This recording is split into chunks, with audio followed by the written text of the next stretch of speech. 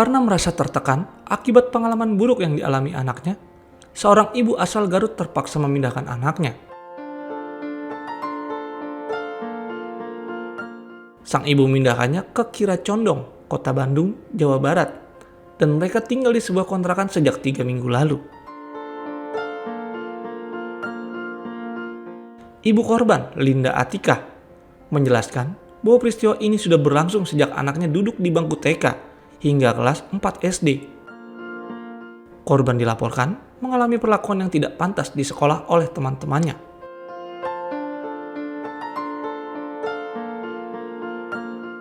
Awalnya, peristiwa ini diketahui ketika anaknya merasa sakit pada bagian tubuhnya.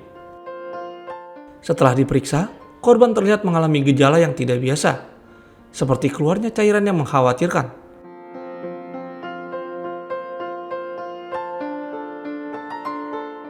Kemudian, ibu korban yang kini sudah bercerai memutuskan untuk melaporkan kejadian ini kepada pihak berwajib.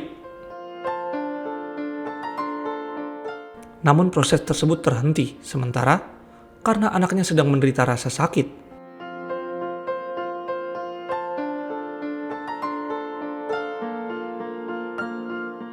Keluarga merasa bahwa anak mereka, D, mengalami dampak psikologis yang cukup berat akibat kejadian ini, dan mereka telah berusaha mencari cara untuk membantu anak tersebut pulih dari trauma yang dialaminya.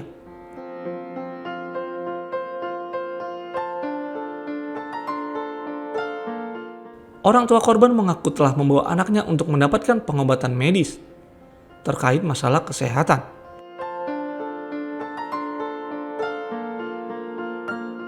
Tetapi setelah beberapa waktu, kondisi yang dialami korban kembali muncul dan ia terus mendapatkan perawatan. Linda cenah pariksakeun budak teh cenah kemaluannya ada yang aneh katanya, ngompolnya kalau ngompong jerit-jerit kayak gitu, tapi aku kira teh itu teh jeung jeriheun, kalau kata orang Sunda mah apa jeung jeriheun, aku kira tuh awalnya mah dibiarin. Pas kena ke sini beberapa minggu kemudian pindah, anak teh dibawa sama aku teh ke rumah suami karena dulu aku udah nikah sama suami. Udah gitu yang ngurus dulu tuh orang tua, mertua saya kerja. Pas beberapa hari kemudian malamnya ngejerit-jerit kesakitan pas pipis. Pas dilihat sama mertua teteh, lihat katanya si dede teh lecet-lecet, kemaluan aku ieu. Dibawa aku teh pulang kerja teh sore-sore ke bidan dulu karena bidan yang aku kenal tuh di situ, bidan Ranti namanya.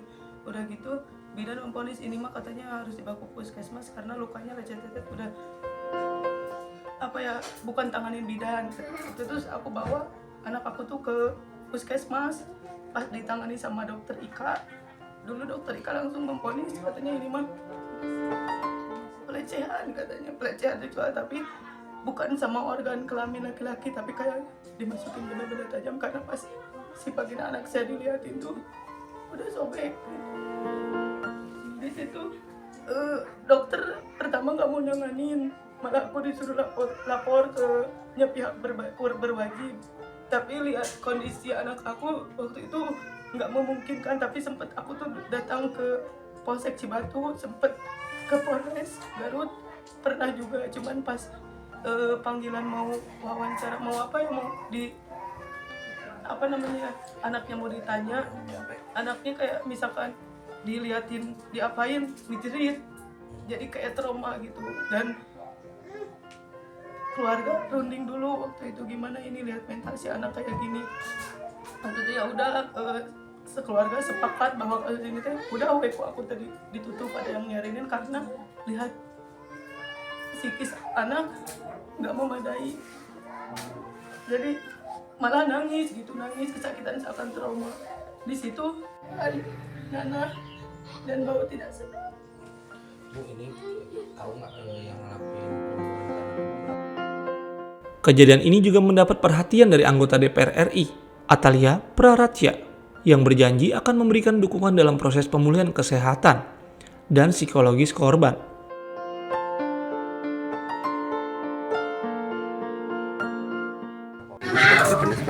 Iya, jadi kasus-kasus seperti ini itu seperti gunung es banyak sekali yang tidak termunculkan gitu sebelum pada akhirnya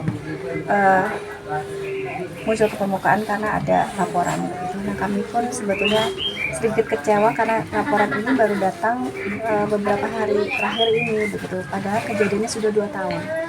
Saya tanya kepada ibu yang bersangkutan, ibu korban mengatakan bahwa sebetulnya kejadian ini sudah dilaporkan dari semenjak kejadian terjadi begitu. Tapi ternyata dibungkam oleh semua yang berada di wilayah mereka gitu ya, termasuk dari perangkat pemerintahannya, termasuk tentu saja dari keluarga korban, dari keluarga pelaku gitu. Nah, sehingga ini harus kita dampingi. Bagaimanapun juga korban saat ini masih mengalami infeksi di kemaluannya, sehingga perlu mendapatkan perawatan dari petugas kesehatan tentu saja. Jadi itu tentu yang harus dilakukan pertama kali. Jadi besok juga akan lakukan visum, gitu ya. Dan setelah itu tentu kita akan melakukan pendekatan kepada keluarga. Yang paling penting karena pelakunya juga adalah anak masih sangat muda ya, sekitar 12 tahun ya. Tentu kita juga akan melihat dari sisi hukum seperti apa, tapi yang paling penting adalah efek jerah. Jangan sampai anak ini melakukan hal tersebut kepada anak-anak lainnya, karena yang saya dengar kejadian ini sudah dilakukan semenjak si korban TK begitu, terus berulang sehingga yang paling parah pada 2 tahun yang lalu begitu ya, dan proses pelaporan dan lain sudah dilakukan tapi mentok semuanya, dan bahkan ini mengguncang jiwa ibunya begitu, karena dia merasa hukum tidak adil begitu, kemudian juga dia seolah-olah menjadi seseorang yang dikucilkan di lingkungan dan sebagainya. Jadi insya Allah kita akan dampingi terus kasus ini. Sementara itu, orang tua korban mengungkapkan bahwa mereka telah melaporkan kejadian ini kepada pihak berwajib sejak 2 tahun lalu, namun mengalami kendala dalam prosesnya.